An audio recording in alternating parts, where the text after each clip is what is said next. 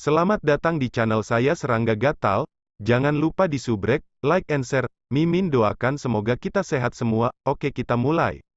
Melihat dua keberadaan yang menakutkan di langit, para ahli saat ini tercengang. Tidak heran mereka adalah dua keluarga besar, fondasi mereka tidak terbayangkan.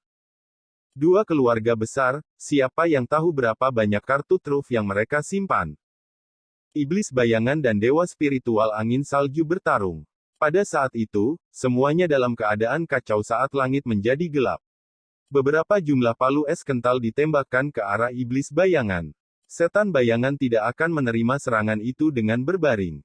Itu berubah menjadi cakar bayangan untuk melawan palu. Kekuatan ledakan meledak yang sepertinya ingin menenggelamkan semua ahli lain di bawah.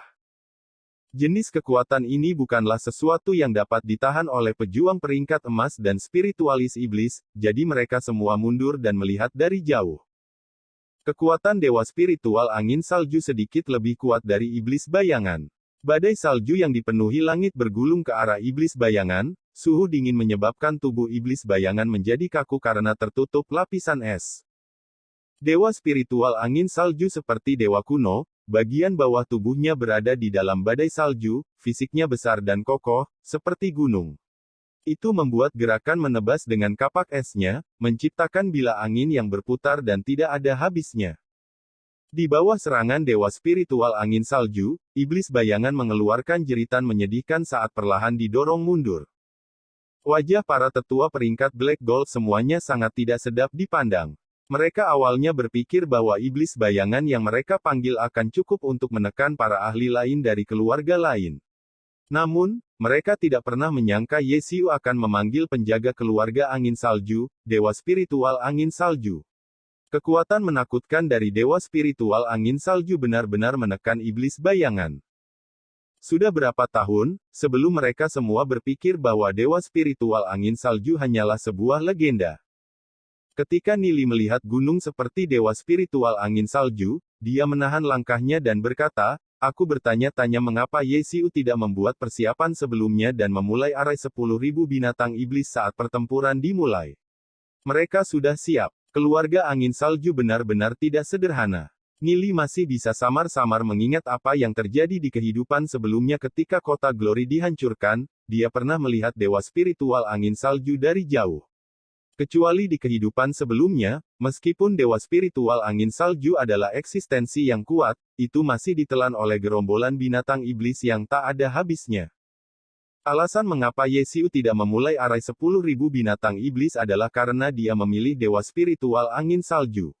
Mereka mungkin bermaksud untuk menjaga susunan itu sebagai kartu truf terakhir yang belum terungkap, karena dewa spiritual angin salju sudah diekspos. Karena itu, tidak perlu mengaktifkan arai 10.000 binatang iblis untuk saat ini. Mereka ingin melihat terlebih dahulu bagaimana ini akan berjalan sebelum mereka memutuskan untuk menggunakan arai. Dewa spiritual angin salju sudah cukup untuk menekan semua orang di keluarga suci. Iblis bayangan menjerit sedih saat jumlah bilahnya yang tak ada habisnya mencakar ke arah dewa spiritual angin salju. Dewa spiritual angin salju mengeluarkan raungan yang dalam, dan telapak tangannya yang besar menjangkau ke arah pedang iblis bayangan. Bilah hitam menyerang telapak dewa spiritual angin salju, namun, semua serangan terdengar seperti menghantam baja, tidak dapat menyebabkan kerusakan pada dewa sama sekali. Dewa spiritual angin salju menangkap iblis bayangan, dan gelombang energi angin salju bergulir ke arahnya. Tubuh iblis bayangan dengan cepat membeku saat ia terus berjuang untuk melepaskan diri dari cengkeraman dewa dan mengeluarkan jeritan menyedihkan saat berubah menjadi balok es. Tetua peringkat emas hitam dari keluarga suci semuanya memuntahkan darah dan dikirim terbang. Iblis bayangan dipanggil dengan harga kekuatan jiwa mereka, jadi setelah iblis bayangan diubah menjadi es, kekuatan jiwa mereka juga mengalami dampak. Yesiu, berdiri di bawah dewa spiritual angin salju dengan dingin mendengus, hanya iblis bayangan yang lemah, bagaimana itu bisa mengguncang keluarga angin saljuku? Anda masih berani begitu lancang di wilayah keluarga angin salju saya. Setiap kali mereka memanggil dewa spiritual angin salju, mereka harus menggunakan sejumlah besar batu spiritual suci. Stok batu spiritual suci yang tersisa di keluarga angin salju hanya cukup untuk memanggil dewa spiritual angin salju 3 kali. Mereka harus sangat berhati-hati dalam setiap pemanggilan yang mereka lakukan. Namun, karena mereka memiliki arai 10.000 binatang iblis, keluarga angin salju sekarang memiliki kartu truf lain. Yang juga merupakan alasan mengapa Yesiu bisa begitu tegas dalam memanggil dewa spiritual angin salju. Dengan iblis bayangan dikalahkan oleh keberadaan yang begitu kuat seperti dewa spiritual angin salju, orang-orang dari keluarga suci ditakdirkan untuk mati. Dewa spiritual angin salju membungkuk, mengulurkan telapak tangannya yang besar dan meraih tetua peringkat emas hitam dari keluarga suci. Jika mereka ditangkap oleh dewa spiritual angin salju, para tetua dari keluarga suci ini akan langsung membeku dan hancur berkeping-keping. Shen Hong, melihat adegan ini, merasa hatinya mengacak-acak. Setiap kali dia mencoba melepaskan diri, dia akan dihalangi oleh Duan Jian. Dia tidak bisa melepaskan diri, tidak peduli apa yang dia coba. Jika dia ada di sana, bahkan jika mereka tidak bisa mengalahkan dewa spiritual angin salju, setidaknya iblis bayangan tidak akan kalah dengan mudah dan pihak Yesiu tidak akan bisa menang dengan mudah. Wajah Shen Hong menjadi gelap, mengapa orang itu belum juga datang? Keluarga suci tidak akan ditinggalkan oleh Guild Kegelapan, kan? Nili melihat ke kejauhan. Fondasi keluarga suci masih kurang dibandingkan dengan keluarga angin salju. Tampaknya dia tidak perlu mengaktifkan arai 10.000 binatang iblis. Tepat ketika telapak tangan besar dewa spiritual angin salju hendak meraih para tetua peringkat emas hitam, sebuah cahaya hitam tiba-tiba menyelimuti mereka. Palem salju angin spiritual Allah bertabrakan terhadap cahaya hitam dan rebound, tidak dapat melanjutkan lebih jauh. Keluarga angin salju benar-benar memiliki fondasi yang dalam. Dewa spiritual angin salju ini memang memiliki kekuatan yang layak. Kata seorang pria yang melayang di udara di depan dewa spiritual angin salju dengan sepasang sayap cahaya hitam di punggungnya. Meskipun suaranya samar dan lembut, semua orang yang hadir dapat mendengarnya dengan jelas. Melihat pemuda melayang di udara, tatapan Yesiu menjadi sedikit sempit, kami belum pernah bertemu sebelumnya, kamu. Persekutuan Kegelapan, Guisa. Pemuda itu tertawa, saat ini memegang posisi sebagai tetua penegak hukum dari Guild Kegelapan. Tuanku telah memasuki pelatihan terpencilnya, jadi Guild Kegelapan dikelola oleh Longsa dan aku untuk saat ini. Begitu tuanku kembali dari pelatihannya, dia akan menunjukkan kepada kalian alam puncak yang tak terbayangkan. Semua perlawanan keluarga angin salju akan sia-sia. Selama keluarga angin salju bersedia tunduk di hadapan Guild Kegelapanku, kami akan memberikan keluarga angin salju kesempatan, dan membiarkan kalian menjadi salah satu cabang Guild Kegelapan. Omong kosong sombong. Yesiu dengan dingin mendengus, bicaralah dengan dewa spiritual angin salju. Dewa spiritual angin salju meraih Guisa. Tubuh Guisa tiba-tiba meledak dengan cahaya hitam, membentuk bola hitam. Ketika telapak tangan dewa spiritual angin salju mendarat di bola hitam dan menggunakan kekuatannya untuk menghancurkannya, es langsung menutupi bola ini, namun, tidak peduli berapa banyak kekuatan yang digunakan dewa spiritual angin salju, itu tidak dapat menghancurkan bola hitam ini. Melihat adegan ini, Yesiu mengerutkan kening. Sebuah pertahanan yang bahkan dewa spiritual angin salju tidak dapat menembusnya, Guisa ini pasti memiliki kekuatan peringkat legenda. Seorang ahli peringkat legenda sebenarnya mengaku sebagai pelayan. Lalu, seberapa kuatkah master ini?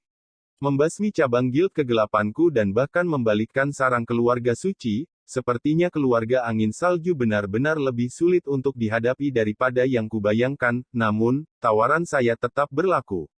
Jika keluarga angin salju bersedia sujud, masih ada kesempatan untuk bertahan hidup, jika tidak, jangan salahkan saya karena tidak sopan.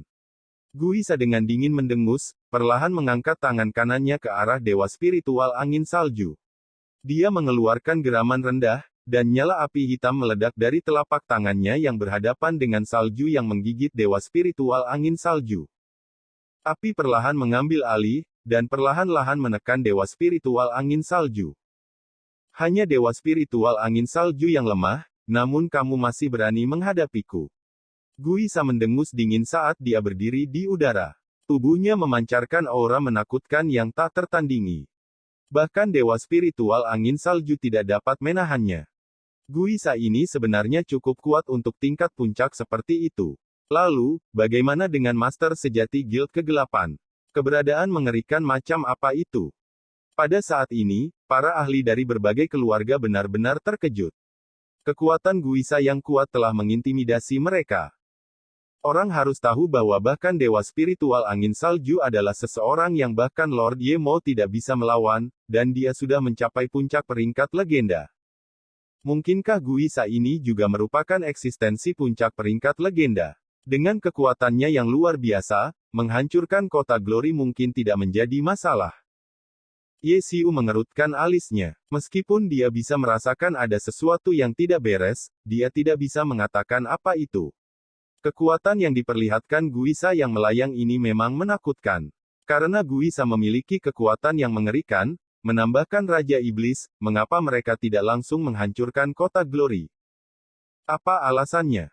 Saat menonton adegan ini, sudut mulut Shen Hong langsung memiliki senyum yang merajalela. Dia secara pribadi telah menyaksikan kekuatan Guisa sebelumnya, dan tahu bahwa dia sudah menjadi peringkat legenda. Selain Longsa dan Raja Iblis, mereka adalah 3 ahli peringkat legenda. Setelah Raja Iblis keluar dari pengasingannya, keluarga Angin Salju ditakdirkan untuk dihancurkan. Ini juga alasan mengapa keluarga suci bergabung dengan Guild Kegelapan. Selama akumulasi tahun-tahun yang panjang, kekuatan Guild Kegelapan bukanlah sesuatu yang bisa dihadapi kota Glory. Guild Kegelapan masih memiliki ketakutan itu, karena Yemo masih hidup, namun, dia secara bertahap menjadi tua. Sudah ditentukan bahwa kota Glory akan jatuh ke tangan Guild Kegelapan. Melihat adegan ini, bertentangan dengan orang lain, Nili mencibir, dia berada di puncak peringkat Black Gold, paling-paling, dia hanya setara dengan Ye Zong. Dia benar-benar berpura-pura berada di puncak peringkat legenda. Meskipun harta yang dia dapatkan cukup baik, tetapi di depanku, kamu masih terlalu tidak berpengalaman. Nili bisa melihat melalui fasad hanya dalam satu tampilan. Apakah Raja Iblis sendiri memiliki kekuatan peringkat legenda atau bahkan di alam peringkat legenda? Nili tidak yakin. Namun, Guisa di depannya ini tidak memiliki kekuatan seseorang yang mencapai puncak peringkat legenda. Dengan harta itu, dia bisa maju dan mundur setidaknya, kecuali aku mengaktifkan arai. Nili melihat ke arah arai 10.000 binatang iblis. Hanya arai 10.000 binatang iblis ini yang bisa membuat Guisa tetap tinggal. Mendengar nada bicara Guisa, dia seharusnya menjadi orang nomor 3 di Dark Guild, seekor ikan besar. Oleh karena itu, dia layak untuk Nili menggunakan arai 10.000 iblis. Arai 10.000 iblis adalah kartu truf dari keluarga Angin Salju. Dalam pandangan Ye Xiu dan yang lainnya, jika mereka dapat menghindari menggunakan arai, maka itu yang terbaik. Namun, Nili tidak memiliki pandangan yang sama dengan mereka. Jika satu kartu truf terungkap, maka dia hanya perlu menyiapkan beberapa lagi. Sangat cepat, Nili mencapai arai 10.000 binatang iblis dan mulai membentuk segel. Guisa menekan Dewa Spiritual Angin Salju dan memandang para ahli kota Glory dari atas, ini menyebabkan para ahli ini menjadi pesimis. Tanpa Lord Yemo di sini, siapa lagi yang bisa menjadi lawan Guisa ini di Glory City? Tiba-tiba, sebuah suara datang. Lihat, di sana. Ini Tuan Kota telah kembali. Setelah Ye Zong memusnahkan cabang Guild Kegelapan dan membalikkan sarang keluarga suci, dia segera bergegas kembali tanpa henti. Namun, saat dia kembali, dia melihat adegan Guisa menekan Dewa Spiritual Angin Salju. Pakar Guild Kegelapan juga telah mengambil tindakan. Dia tidak pernah membayangkan bahwa para ahli dari Guild Kegelapan akan benar-benar datang ke kota Glory. Bahkan Dewa Spiritual Angin Salju telah ditekan. Kekuatan Guisa ini memang telah mencapai ranah yang bahkan tak terbayangkan baginya. Untuk Guild Kegelapan mengirim ahli seperti itu, apakah mereka berpikir untuk menghancurkan kota Glory? Dengan kekuatan Ye Zong saat ini, bahkan dia tidak bisa menjadi lawan dari Guisa. Jika dia naik, itu sama saja dengan menemui kematian. Namun, dia tidak bisa mundur sekarang. Dia adalah Dewa Perang Kota Glory, pilar semua warga Kota Glory. Jika dia mundur, bukankah semua orang di kota Glory akan menjadi budak dari Guild Kegelapan? Adegan melintas melewati pikiran Ye Zong, Ye Ziyun, Nili, Ye Xiu dan banyak lainnya. Tatapannya berangsur-angsur menjadi tegas. Untuk melindungi keamanan kota kemuliaanku, bahkan dalam kematian, aku, Ye Zong, tidak akan menyesal. Saat Ye Zong menghadapi lawan ini, yang beberapa kali lebih kuat dari dirinya, matanya sangat tegas. Dia mengambil langkah ke udara di depannya. Riak kekuatan jiwa meluas di bawah kakinya. Sekian dulu update-annya, tunggu lanjutannya di channel saya Serangga Gatal, di subscribe ya guys. Terima kasih.